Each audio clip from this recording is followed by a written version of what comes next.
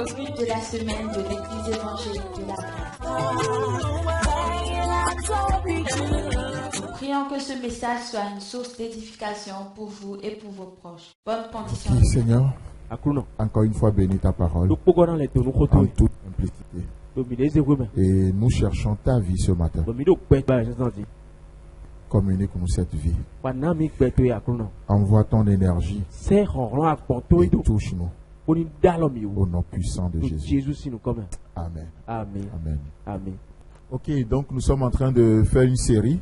Depuis un moment, nous parcourons Jean chapitre 14. Et le mercredi, on avait eu un très bon temps.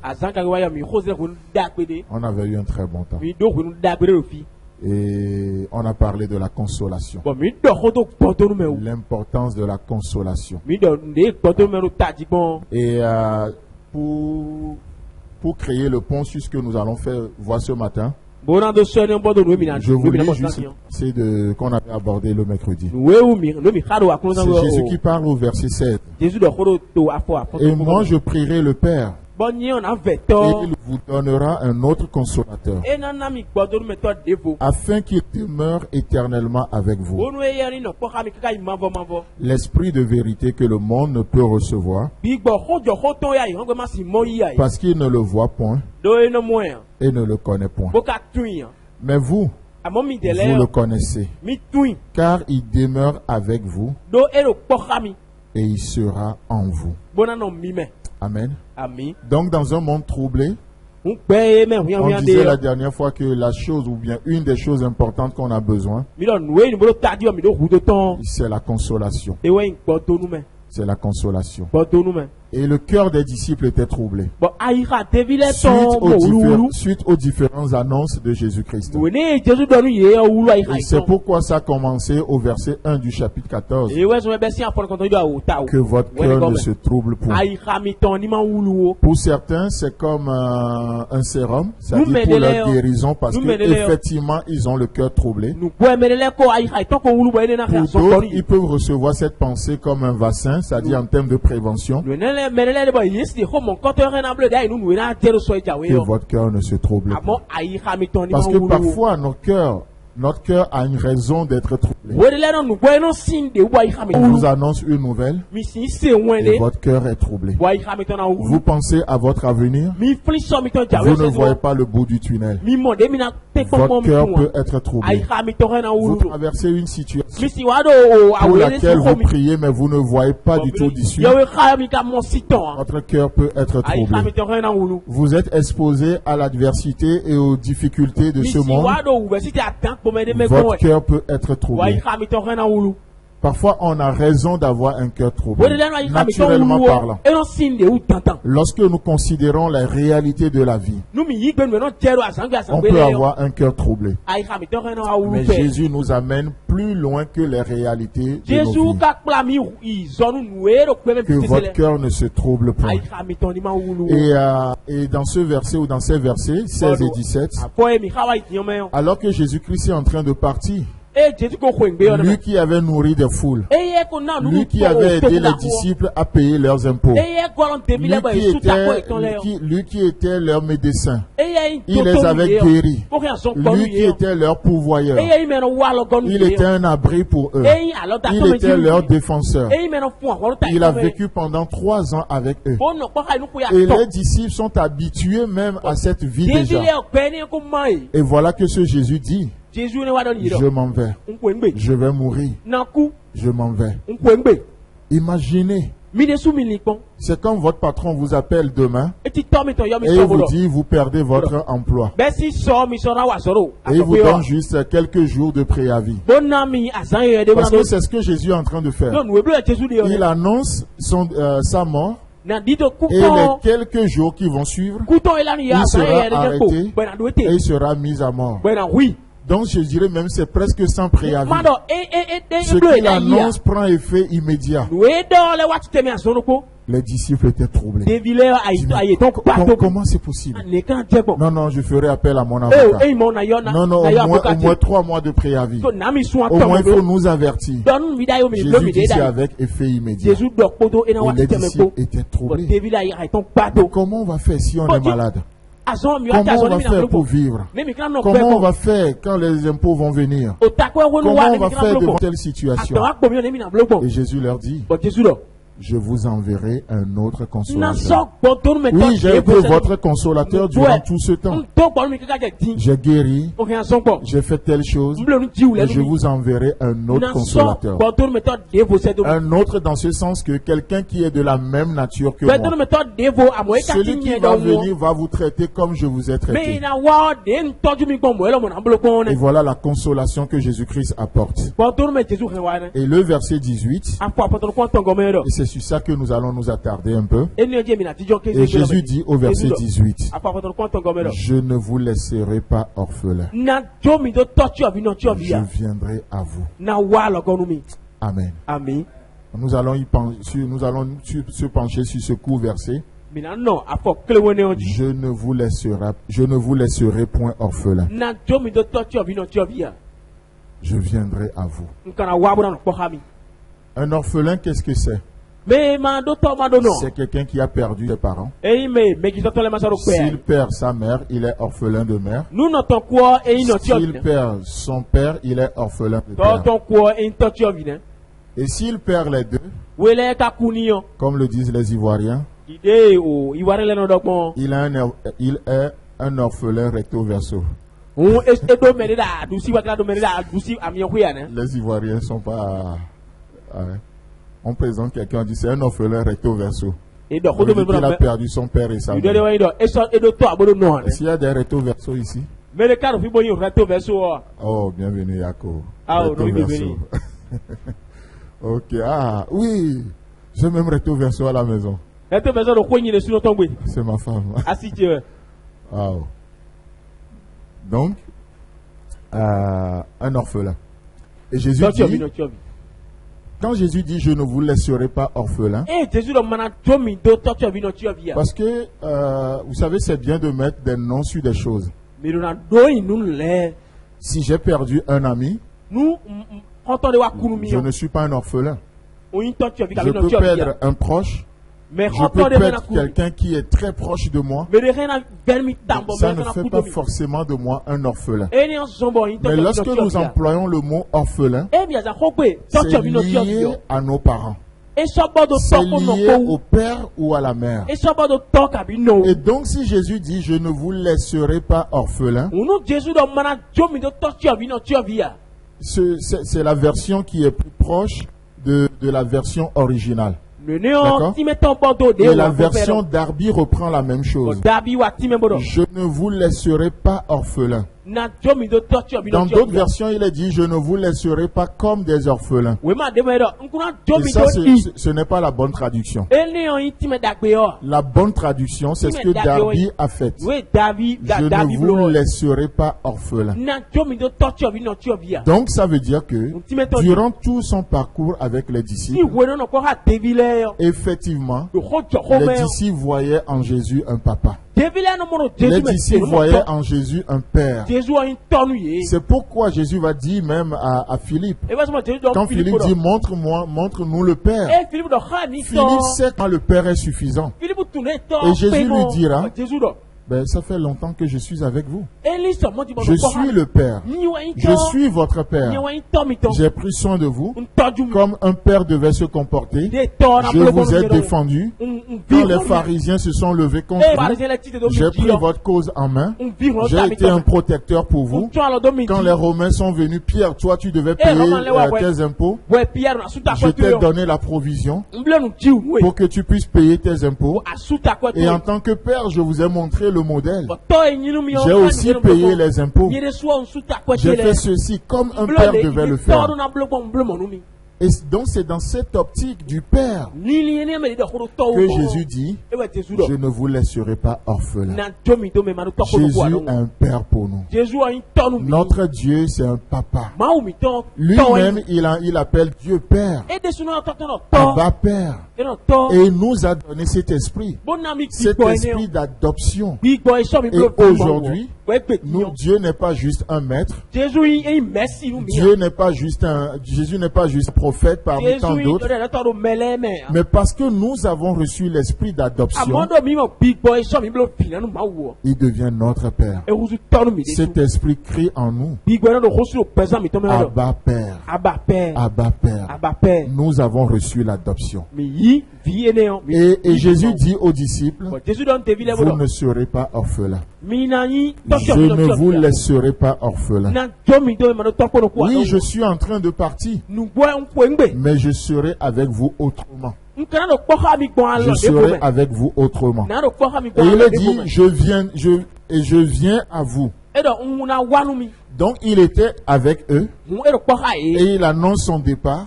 Et il dit, je viens à vous. Qu'est-ce que ça veut dire? Ça veut dire que celui qui nous parle, bien sûr, il va mourir, puisqu'il annonce sa mort et les disciples étaient troublés. Mais il revient.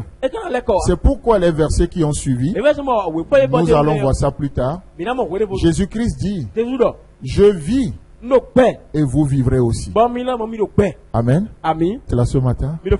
Jésus-Christ dit, je vis et vous vivrez aussi. Donc au-delà de la mort, Jésus-Christ est en train de proclamer sa résurrection. Sinon, si c'est juste la mort, pourquoi il dit je vis et vous vivrez? Donc les disciples vont recevoir la consolation dans sa résurrection. Parfois nous voyons juste un côté du message. Parfois on est tellement local et on voit juste un aspect. Alors que nous voyons la plénitude de la parole de Dieu, la plénitude de l'évangile. C'est pas juste un côté, c'est un message sélectionné. Ce n'est pas un message pour certaines catégories de personnes. Comme l'apôtre Paul l'a dit à l'église d'Éphèse, nous vous avons annoncé le plein conseil de Dieu. Nous n'avons pas sélectionné les enseignements que nous vous avons donnés, parce qu'il y a certains endroits, il y a certaines prédications ou enseignements qui sont réservés qu'à une élite de personnes données,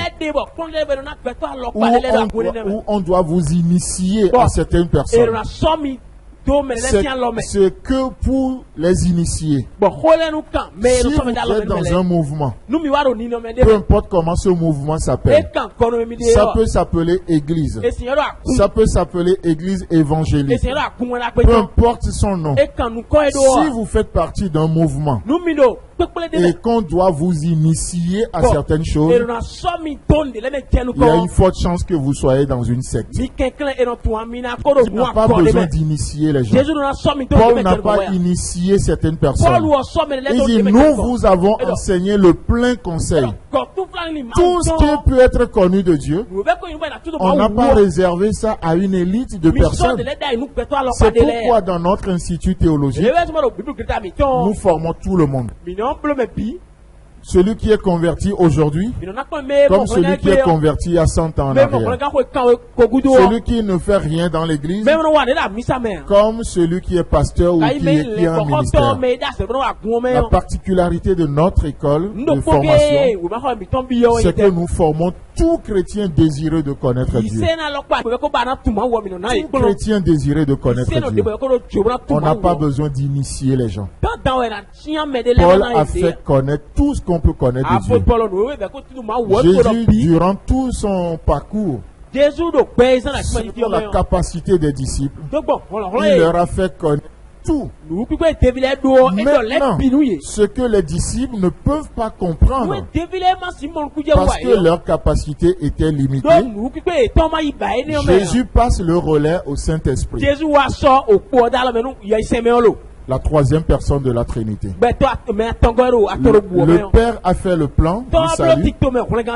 Le Fils a exécuté le plan du salut en mourant à la croix pour nous. Et il est ressuscité le troisième jour pour la justification de quiconque croit. Et la troisième personne de la Trinité, qui est le Saint-Esprit, il vient. Jésus dit, je vous enverrai un autre consolateur. Et c'est le Saint-Esprit. Et cette personne de la Trinité descendra le jour de la Pentecôte. Et qu'est-ce qu'il va faire? Jésus-Christ dira aux disciples, le Saint-Esprit ne parlera pas de lui-même. Il ne viendra pas dire des choses que je ne vous ai pas dit. Il ne viendra pas vous enseigner quelque chose qui est contraire à Dieu. Il ne viendra pas vous demander quelque chose que la parole n'a pas enseigné. Sous prétexte que c'est un esprit de révélation. Il vous conduira dans toute la vérité. N'est-ce pas? L'esprit de vérité. Cet esprit s'appelle l'esprit de vérité. Ce n'est pas un esprit de mensonge. Ce n'est pas un esprit de ruse. Parce que quelqu'un qui est rusé, ça vient du puits de l'enfer et c'est le cœur du diable qui est esprit. Est un Dieu sage, mais il n'est pas rusé. C'est le malin qui est rusé. C'est le malin qui est rusé. Nous n'avons pas reçu un esprit rusé, mais nous avons reçu un esprit de vérité, un esprit de sagesse, un esprit de force, un esprit de discernement. Voilà ce que le Saint-Esprit est, et voilà ce qu'il nous amène à faire. Il nous amène parce que c'est un esprit de vérité. Jésus-Christ dit, il vous conduira dans toute la vérité. C'est un esprit de sagesse, alors il vous conduira dans la sagesse. C'est un esprit de force, alors il vous rendra capable. Et c'est la vision que Jésus-Christ a donnée du Saint-Esprit. Dans Actes chapitre 1, le verset 8. Vous recevrez une puissance. Vous qui êtes incapables aujourd'hui, lorsque le Saint-Esprit viendra sur vous, il va vous communiquer une puissance, une force qui va vous amener à aller au-delà de votre tempérament naturel.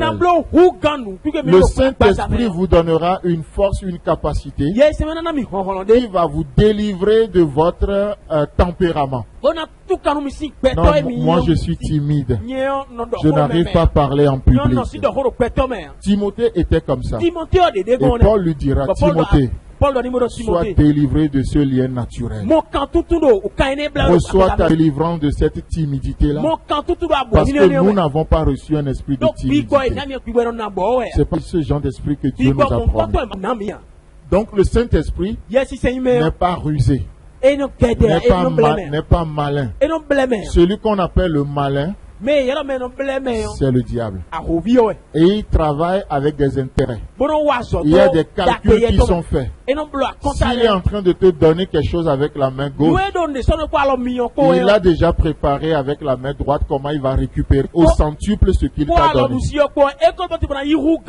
Alors que notre Dieu, lorsque toi tu lui donnes quelque chose, c'est lui qui te redonne au centuple. Amen. C'est un Dieu d'abondance.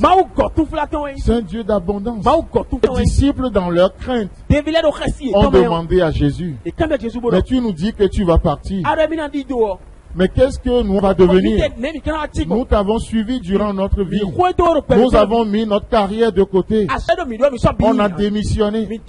Et la seule chose qu'on sait faire maintenant, c'est de te plaire. C'est de marcher dans tes voies. Et voilà que tu dis que tu vas mourir. Qu'est-ce qu'on va devenir? Alors que nos familles nous ont déjà classés. Mais qu'est-ce qu'on va devenir? Alors que nos parents même nous ont déshérités. Parce qu'on n'oublie pas que pour un juif, pour être héritier, il faut être dans la maison avec ton père le jour où il meurt. Et les disciples sont venus, Jésus a appelé les gens. C'est pourquoi certains lui ont dit, oui, laisse-moi enterrer d'abord mon père. Ça ne veut pas dire que son père était mort et il est parti l'enterrer. Non, non, ça veut dire quoi? Jésus, j'ai compris ton appel. Mais je ne veux pas perdre mon héritage. Il faut que je sois là avec mon père, à son service, jusqu'à sa mort. Et maintenant, je suis sûr de mon héritage. J'ai quelque chose qui est en réserve. Au cas où l'appel ne marchera pas, j'ai un peu de réserve. Donc après sa mort, une fois que j'ai fait mon économie, je viendrai et je vais te suivre. Ce à quoi Jésus répondra, laisse les morts enterrer les morts. Je prendrai soin de toi. Je vais m'occuper de toi. Je ne vais jamais te décevoir. Je serai ton pourvoyeur. Laisse les morts enterrer les morts. C'est dans ce contexte-là. Et Jésus continuera en disant, il n'y a personne ayant quitté son père, sa mère, sa famille, sa maison. Il n'y a personne qui m'ait choisi et qui m'ait reçu au centuple tout ce qu'il a pensé sacrifier pour moi. Amen. Ça, c'est notre Dieu. C'est un Dieu qui donne. Alors que le diable, il n'a rien à donner au fait. S'il donne, il n'y aura plus de réserve. Donc, il fait semblant de donner avec la main gauche et il récupère de l'autre côté. Notre Dieu, il donne. Le fils prodigue. Père, donne-moi ma qui me revient. Le père a tout donné, il a donné ce qui lui revient. Il est parti, il a tout fini. Il revient à la maison. Le père dit, tuons le veau gras. Ce veau appartenait à qui? Puisque lui, il a pris déjà son héritage. En passant, ce n'était pas le veau gras de l'aîné. Le père dit, mais donnez-lui la bague. C'était la bague de qui? Mettez-lui un soulier au pied. C'était les souliers de qui? Mettez-lui la robe de la justice. C'était la robe de qui? Puisque lui, il a pris ce qui lui revenait légalement. Vous savez, par le péché, nous avons tout ruiné de nos vies. Le Dieu a tout ruiné. C'est pourquoi aujourd'hui, nous ne pouvons plus nous approcher de Dieu sur la base d'un mérite, d'une mérite quelconque. Tout nous a déjà, le péché nous a déjà ruiné. C'est pourquoi Dieu ne peut qu'être un Dieu de grâce. Il nous donne. Et j'ai l'habitude de dire, il est tellement riche qu'il ne peut pas nous vendre ce qu'il a. Et même s'il décidait de vendre, nous on est tellement pauvres qu'on ne peut pas acheter ce qu'il veut nous vendre. Alors il a décidé de donner simplement. Il nous a donné la vie éternelle. Il nous a donné la respiration. Il nous a donné une sainte vocation. Il nous a donné tout ce que nous avons, tout ce qui contribue à la vie et à la piété.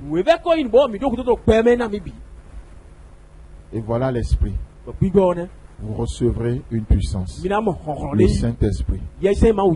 Et donc Jésus-Christ dit aux disciples, le consolateur, au fait de moi qui viens autrement. Je m'en vais, mais je reviendrai. Et parce que je vis, vous vivrez aussi. Mais combien on a peur d'accepter la mort? Mais malheureusement, s'il n'y a pas de mort, il n'y a pas de résurrection. On veut la vie de résurrection, mais on ne veut pas mourir. On veut la vie de Dieu, on ne veut pas mourir à notre vie. Et Dieu dit ça ne marche pas comme ça. Même Jésus-Christ, il était mort et il est ressuscité. Et c'est ça le plan de Dieu.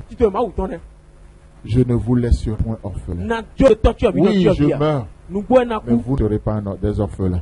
Vous ne serez pas des orphelins. Le Père que je suis toujours avec vous.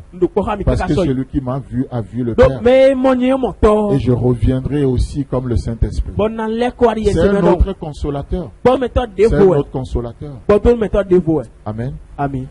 Et donc, c'est beau de voir que ce que Jésus avait appelé à petits enfants, Jésus-Christ l'a tellement aimé qu'il n'est pas prêt pour les laisser comme des orphelins. C'est merveilleux. Donc il revient. Par sa résurrection, il revient. Mais il revient aussi pendant la Pentecôte. Il revient pendant la Pentecôte. Et il y a des choses que j'avais cherché, en fait, c'était une recherche que j'ai faite aujourd'hui par rapport aux orphelins. Et j'aimerais juste fait une analogie très simple. Et quand Jésus dit « Je ne vous laisserai pas orphelin », à quoi l'orphelin est exposé aujourd'hui? Quel est le danger d'être orphelin? Pourquoi on a peur d'être orphelin? Moi, je suis orphelin de père. Ça fait 27 ans. Ça fait 27 ans que j'avais perdu. 27 ans? Non, c'est plus que ça. Je ne sais plus combien d'années même. Je préparais mon CEPD. Obédi, c'est le CEP. Mon père, moi je vivais au Togo. Lui, il vivait au Gabon. De toute façon, mes frères et sœurs, tous sont nés là-bas. Ils vivent encore là. Je suis le seul Togolais de la famille. Et donc, mon père est revenu cette année-là pour me faire plaisir. Il veut voir comment son fils prépare son examen.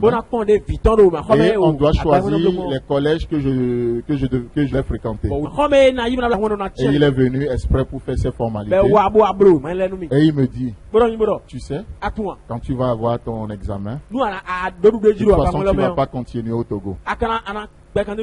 Je reviendrai et je vais te prendre. Tu iras vivre avec moi au Gabon. Et tellement de promesses. Tu es mon aîné. Tu vas voir et il me montre les choses. Je dis mais waouh.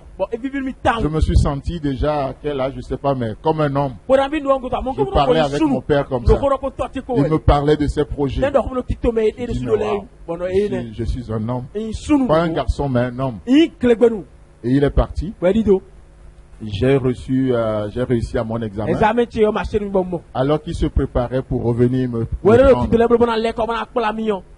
Je crois une semaine avant son retour. Juste il a fait une crise. Et il est mort sur le champ. Sur le champ. Il sortait de la douche. Et il dit mon cœur. Et ben voilà. Avant d'arriver à l'hôpital, c'est fini. Et on m'avait annoncé la nouvelle. J'ai vu tout un rêve parti comme ça. Je dis mais waouh. Et tout ce qu'on se disait, et tout ce qu'il m'avait promis, tout était parti juste comme ça, en un clin d'œil. Et depuis le jour-là, j'ai jamais mis pied au Gabon. Ça fait des années. La seule fois où j'étais allé, c'est parce que j'ai pris l'avion, j'allais pour une mission au Congo. Et l'avion a fait escale au Gabon. Et je n'étais même pas sorti de l'avion. Et j'avais juste le temps d'appeler mes frères. Je suis à Libreville. Je dis, mais où? Dans l'avion. En train de repartir. Eh bien, c'est tout. Mais je crois qu'un jour, j'irai quand même là-bas. Parce que c'est mon deuxième pays. Donc, j'ai vu tout un rêve parti comme ça. Et tout ce qu'il avait dit, c'est fini. Du coup, les dangers commencent par se présenter. Telle personne qui vient chercher ou prendre telle chose. Dans ces cas, la mère qui est accusée. Parce qu'un Africain ne meurt jamais tout seul. C'est quelqu'un qui le tue. Là où le blanc fait l'autopsie pour voir qu'est-ce qui a tué la personne. L'autopsie du noir, c'est qui a tué la personne. C'est pas la même chose. Même quelqu'un de 100 ans meurt. En Afrique, c'est quelqu'un qui l'a tué. Il faut l'autopsie. Et notre autopsie là, il faut consulter les morts. Et le mort là doit parler. Et il trouve toujours quelqu'un qui l'a tué.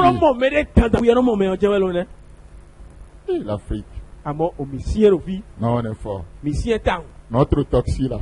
Même on a des cours à donner à l'Occident. Bon, bref. Et tout est petit en fumée comme ça. Donc oui, être orphelin, on est exposé à tellement de choses. Et il y a une ONG qui a fait un travail que j'ai trouvé extraordinaire. Je vais juste, pour finir, vous lire un peu ce qu'ils ont trouvé après cette étude-là. Pour les orphelins, donc c'est intitulé « Les conséquences sur la vie de tous les jours de l'orphelin ». Au niveau de l'école ou de l'apprentissage. Après le décès de leurs parents, les 3/4 des enfants orphelins disent ressentir des difficultés à l'école et notamment des problèmes de mémorisation, des problèmes de concentration et d'attention. D'autres, à l'inverse, se mettent à travailler beaucoup plus, voire même trop, comme s'ils voulaient que leurs parents décédés soient fiers d'eux. Ça, c'est une étude et c'est prouvé. C'est fait par les gens vraiment qui connaissent la pensée de l'homme. Donc, 3/4 des orphelins disent ressentir des difficultés dans l'apprentissage. Ils n'arrivent plus à mémoriser les choses. Ils n'arrivent plus à être concentrés. Ils font tout pour attirer l'attention des gens. Et quand Jésus dit aux disciples, je ne vous laisserai pas orphelins, c'est dans ce sens qu'il donne le Saint-Esprit. Parce que vous êtes exposés à oublier les choses. Le Saint-Esprit va vous rappeler tout ce que je vous ai enseigné. C'est ça le ministère du Saint-Esprit. Parce que oui, vous vous sentez comme orphelin. Mais pas parce que vous êtes orphelin. Mais parce que je suis avec vous. Mais parce que vous ne me voyez plus. Vous sentez ce vide et vous pensez que vous êtes orphelin et vous vous exposez à tellement de dangers. Oui, vous oubliez que vous avez un Dieu. Vous oubliez mes promesses. Vous oubliez même la provision. Alors le consolateur, il ne parlera pas de lui-même. Il va vous rappeler les choses. Là où vous avez un trouble de mémoire, là où vous avez oublié les précieuses et les plus merveilleuses promesses, le Saint-Esprit vous est donné. Un autre consolateur vous est donné pour vous rappeler les choses que je vous ai dites. Je vous ai dit, je suis avec vous tous les jours. Le Saint-Esprit ne parlera pas de lui-même. Il va prendre ce qui est de moi et ce qui est du Père et il va vous les redonner. Au cas où vous les aurez oubliés, le Saint-Esprit, c'est un répétiteur. Tout ce que je vous ai enseigné, il va vous les rappeler. Amen. C'est ça le rôle du Saint-Esprit. C'est pourquoi lorsque nous prions, nous avons le droit de nous adresser au Saint-Esprit, de lui rappeler son rôle. Oh Saint-Esprit, viens ce matin, là où je suis faible parce que j'ai oublié les promesses de Dieu. Rappelle-moi les promesses de Dieu par la puissance du Saint-Esprit. Ce que j'ai oublié, parce que dans ce domaine j'ai une trouble de mémoire. Oh viens, révèle-moi ce que j'ai oublié. On a le droit de s'adresser au Saint-Esprit parce que le Saint-Esprit est Dieu. Par contre, je ne peux pas prier un ange. Un ange n'est pas Dieu. Non, les anges sont au service. C'est des serviteurs. C'est Dieu qui les commande. Je m'adresse au boss. Et le boss dépêche le ministère des anges en notre faveur. Mais combien de personnes, au lieu de s'adresser à la bonne personne, il veut s'adresser au saint, il veut s'adresser au statut, il veut s'adresser à ce qui n'a pas de vie. Qu'y a-t-il entre les morts et les vivants? Si un saint peut intercéder pour moi, pourquoi il est mort alors? Mais nous avons un Dieu. Il dit, je vis et vous vivrez aussi. Voilà la promesse. C'est pourquoi lorsque je suis sous pression, il me semble que je vais mourir, je vais mourir. Oh Seigneur, je n'en peux plus. Je n'en peux plus, Seigneur. Le Saint-Esprit vient dans sa douceur et il dit, petit troupeau, ne vous inquiétez pas. Votre maître a trouvé bon de vous donner la clé. Votre maître vit Et vous vivrez aussi. Amen. C'est pourquoi même lorsque quelqu'un vient, il nous menace avec la mort. La Bible dit n'ayez pas peur. N'ayez pas peur de celui qui peut tuer le corps peut-être, mais qui ne peut jamais tuer l'âme. Ayez plutôt peur de celui qui peut tuer le corps et l'âme. Et mais ce dernier-là, c'est mon Père. Il est de notre côté. Il est de notre côté. Même quelqu'un vient, tu vas mourir. Je vais te montrer, tu vas voir. Ces menaces, ces incantations ne peuvent rien contre nous. Peut-être dans cette congrégation, j'en sais rien. J'en sais rien du tout. J'en sais rien. Peut-être des gens un pied dedans, un pied dehors. Prenez-moi comme votre cible. De sorcellerie, de canaris qui ne dit pas son nom, des trucs bidons, des esprits sales, des trucs dans lesquels des trucs qui nous profanent, des trucs qui nous dégradent, qui diminuent nos valeurs. Peut-être qu'il y a des gens qui sont dans ça. Prenez-moi comme votre cible. Et si ça ne marche pas, débarrassez-vous de cette pourriture-là. Débarrassez-vous de ça, ça vaut pas la peine. C'est des esprits bizarres qui ne vous aiment pas. C'est des esprits méchants dans des lieux de ténèbres. Ils ne peuvent pas apporter de lumière dans vos vies. Pourquoi faire d'alliance avec eux? Pourquoi faire alliance avec eux? Vous savez, aujourd'hui, l'Afrique en veut à l'Europe. On parle de l'esclavage, on parle de ceci. C'est un faux problème. Vous savez comment l'Europe a pris son envol? Oui, laissons ce côté-là. Mais vous savez en gros comment l'Europe a pris son envol? Il y a des siècles, on parle du siècle de lumière en Europe. Ça veut dire que l'Europe aussi a connu des siècles de ténèbres. Oui, le siècle de lumière fait allusion à tous ces philosophes, des gens qui ont apporté des choses. Mais avant ça, il y avait des ténèbres aussi en Europe comme en Afrique.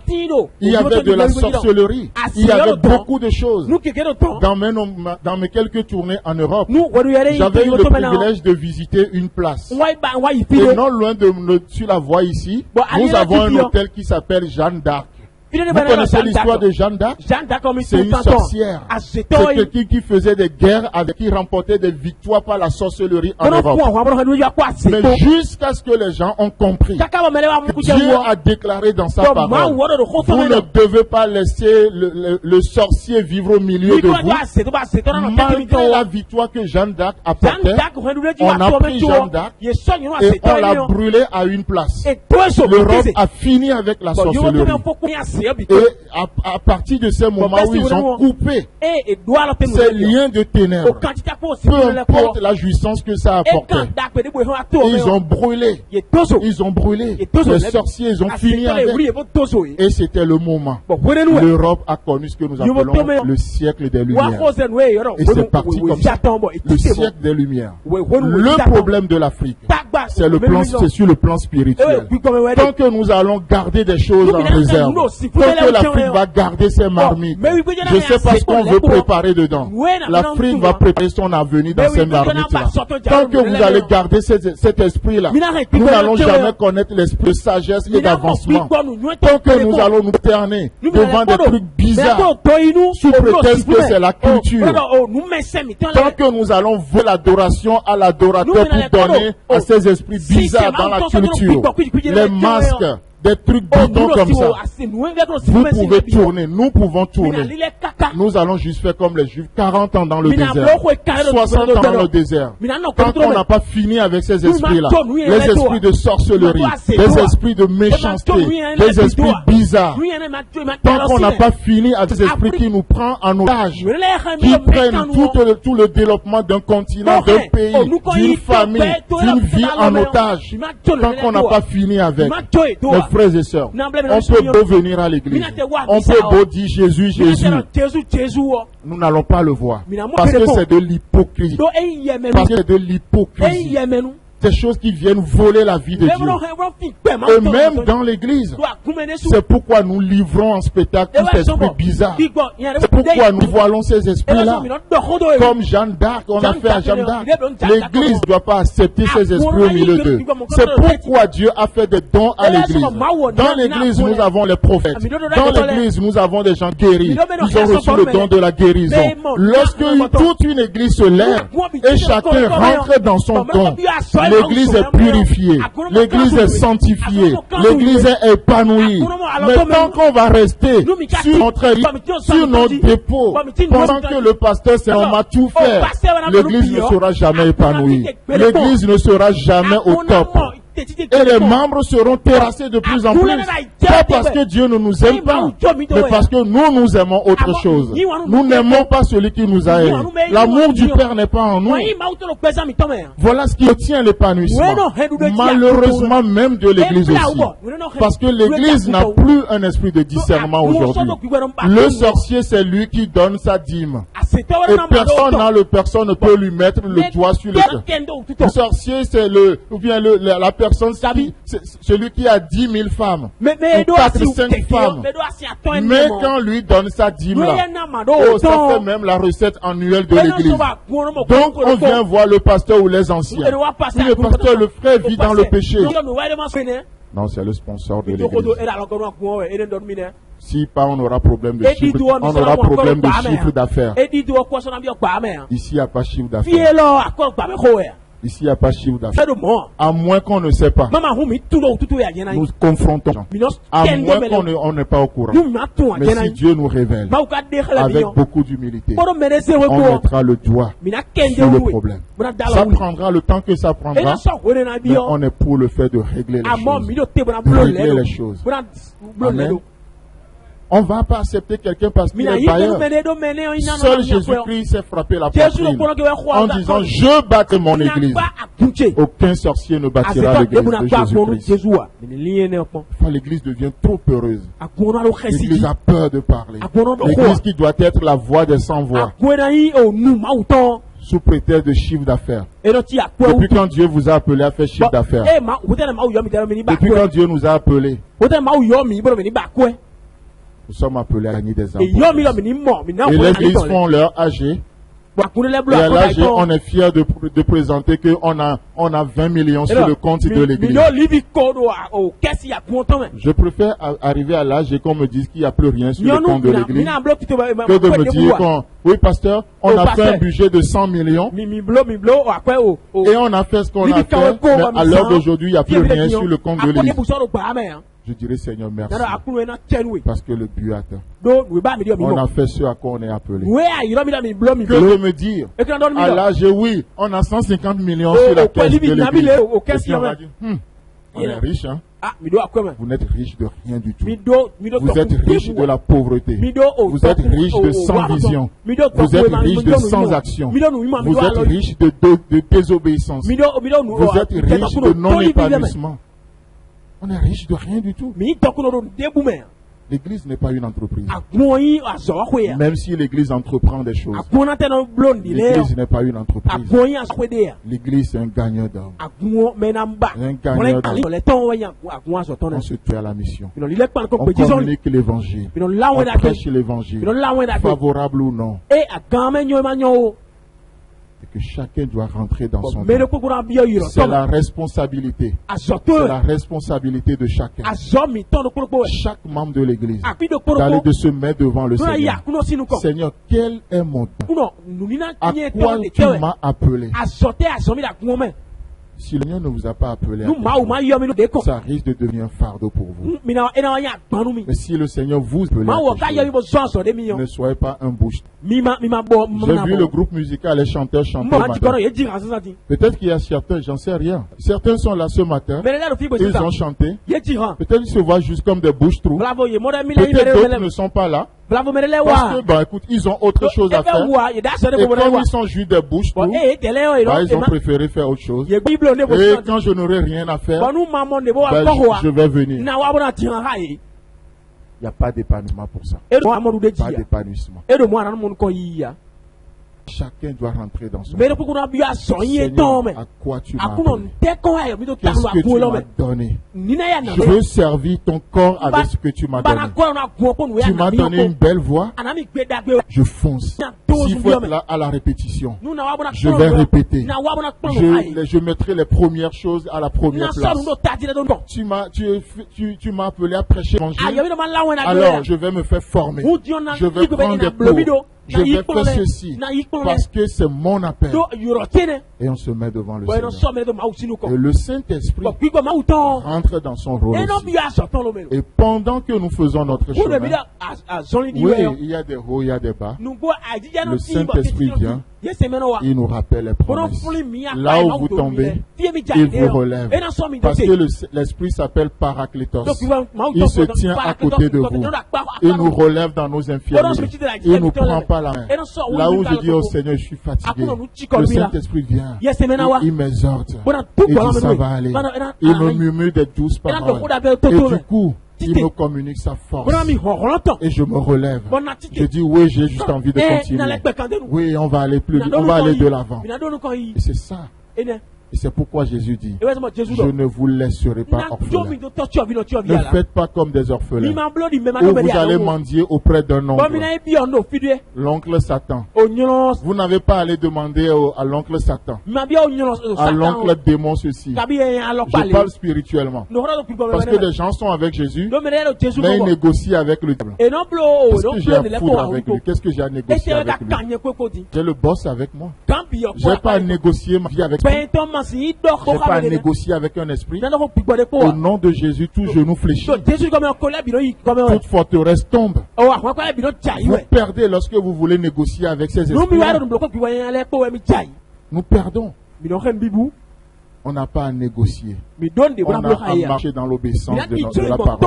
Et Dieu dit, Jésus-Christ dit, au travers de la bouche de l'apôtre Jean, résistez-le. Avec une foi ferme. Et le diable fuira. C'est un peureux. Il ne réussira pas à faire de moi un peureux. Il ne réussira pas à faire de l'église un peureux. C'est lui qui est un peureux. Parce qu'il sait qu'il a peu de temps. Son temps, ses jours sont déjà comptés. Et il le sait. Et il le sait. C'est pourquoi lorsque Jésus est venu, et ces esprits ont possédé un corps. Quand ils ont vu juste Jésus, qu'est-ce qu'ils ont dit? Es-tu venu nous chasser avant le temps? Ils savent que leurs temps sont comptés. Ils savent qu'ils ont encore peu de temps. Peut-être toi tu l'ignores. Et tu penses qu'ils vont régner. Non, les ténèbres ne régneront pas longtemps. Les ténèbres ne régneront pas longtemps. Je ne vous laisserai pas orphelin. Alors ne vous faites maltraiter par un oncle. Ne vous faites pas maltraiter par une tante. Ne vous faites pas, ne dépendez pas d'un ange. Ne dépendez pas d'un révérend. Qui n'est rien d'autre qu'un révérend, un revenant. Hein? Non. Dépendez-vous de Jésus-Christ. Révérend. Fonctionne avec des esprits, un esprit de révérend. De revenant plutôt. Ils font abracadabra. Et puis voilà, boum, des gens tombent. Les seules personnes qui sont tombées devant Jésus, ce n'est pas les disciples, c'est les païens. Aujourd'hui dans l'église, l'homme de Dieu lève la main. Et puis toute l'église tombe. Église de Jésus. Église de Jésus. Qu'il sanctifie. Jacques nous dit, si quelqu'un est malade, il appelle les anciens de l'église. On va prier pour lui. Aujourd'hui, le révérend prend le micro. Ceux qui sont malades, avancez. Et c'est toute l'église qui avance. Mais là, normalement, il devait s'arrêter de kéké. Allez vous faire soigner à l'hôpital.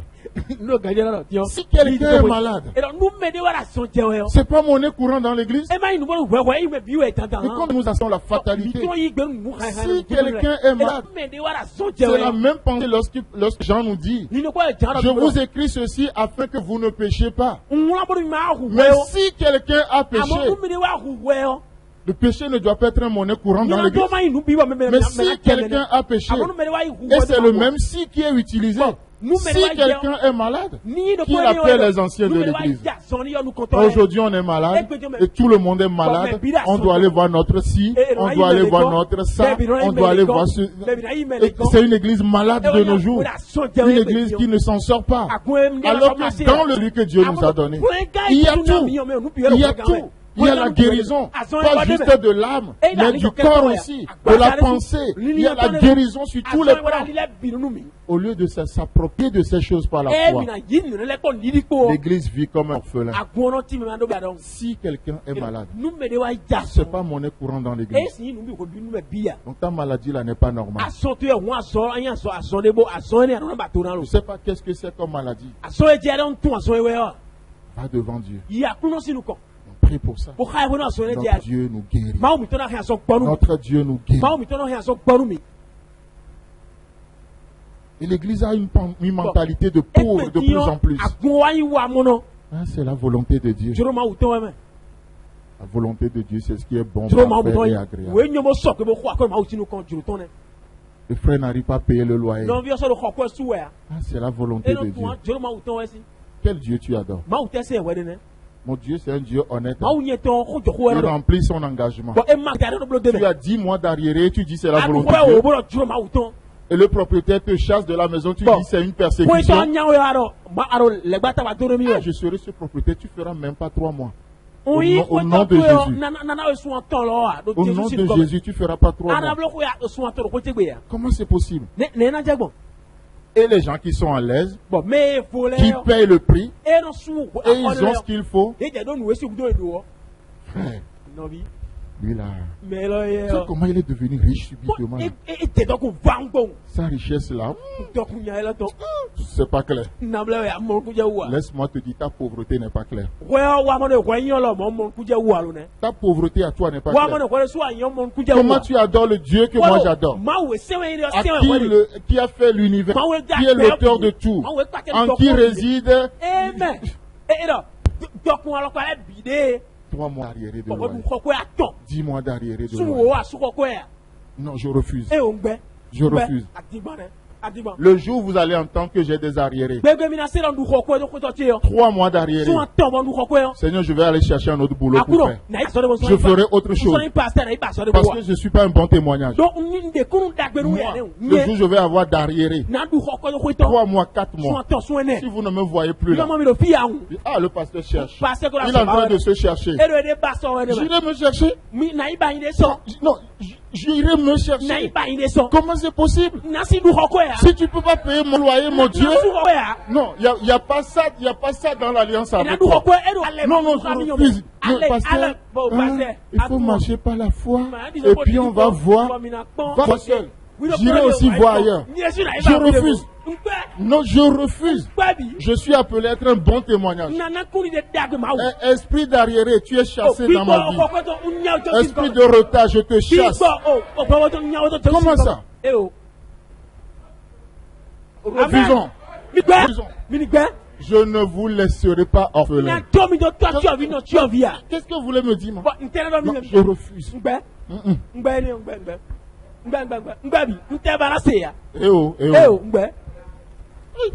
Ça rentre pas. Donne-moi les mots hébreux, les mots latins, les mots arabes. Ça ne fait pas partie de mon alliance. Et mais Paul même a dit que ma grâce te suffit parce que dans ta faiblesse, laisse Dieu me dire ça. Paul là, c'est pas logo, c'est Réma qu'il a reçu.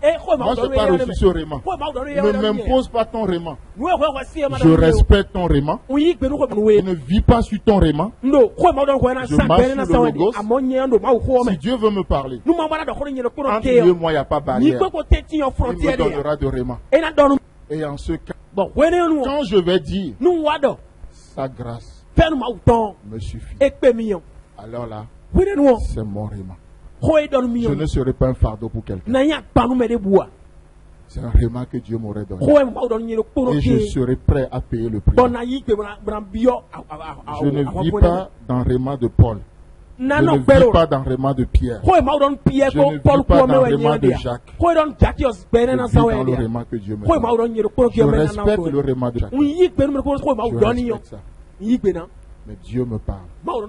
Dieu est un Dieu personnel. Ne rejetez pas les prophéties. Dieu est un Dieu qui parle. Il y a plein d'autres choses que j'aurais aimé dire sur l'orphelin, sur comment il fonctionne dans sa famille, dans l'orientation, la santé, le niveau de vie, le rapport avec les autres et les émotions. Dieu voulant peut-être un jour on va tous ces points. Mais faites des recherches. Jésus ne nous laissera pas orphelins. Vous n'êtes pas orphelins. Parce qu'il vit, nous vivons aussi. Au nom de Jésus. Amen. Amen. Si vous avez aimé ce message, parlez-en à vos amis. Parlez-leur du message de la grâce et de ce qu'il fait dans nos vies. Pour un sujet de prière, une question ou plus d'informations, contactez le téléphone 64 88 35 87 ou 76 42 69 05 ou par WhatsApp 94 75 80 20 ou écrivez-nous à l'adresse email eg.cotonou@gmail.com. Que Dieu vous bénisse et à la semaine prochaine. En attendant, pensez avec Dieu.